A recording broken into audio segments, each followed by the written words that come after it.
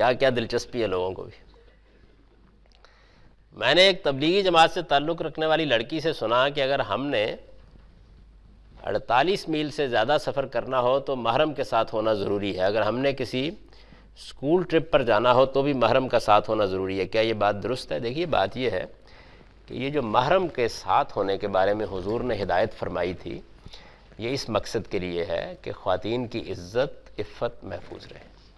ہمارے معاشرے اور ہمارے خاندانی نظام کی بنیاد ہی عورتوں کی عفت اور عصمت پر ہے، اسی پر سارا حرمتوں کا نظام کھڑا ہے، تو اس کی احتیاط کرنی ہے۔ اب جہاں اس کو کوئی خطرہ ہے، جہاں اس معاملے میں کوئی تہمت لگنے کا اندیشہ ہے، وہاں اہتمام کیجیے۔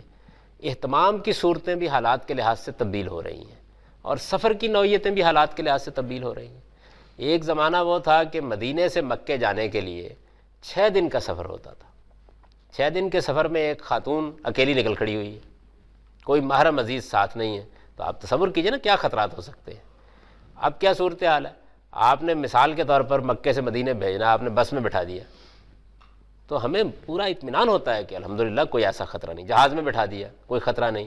اسی طریقے سے اگر آپ کے ساتھ آپ کے دوسرے اعزاء اقربا ہیں، دوسری خواتین ہیں، تب بھی آدمی ایک محفوظ صورتحال محسوس کرتا ہے۔ تو اصلی چیز عفت اور عصمت کی حفاظت ہے، اصلی چیز وہ ہے۔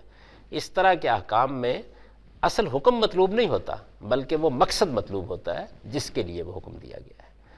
اس کا لحاظ رکھنا چاہیے۔ چنانچہ اسی زمانے میں امام شافعی نے لوگوں کو یہ بتا دیا تھا کہ اگر خواتین کسی موقع کے اوپر حج کے لیے یا عمرے کے لیے جاتی ہیں یا اور کہیں جاتی ہیں اور صورتحال بالکل محفوظ ہے، کوئی اندیشہ نہیں ہے، تو وہ جا سکتی ہیں، اور اس کی معافی کا انحصار بھی اسی چیز پر ہے۔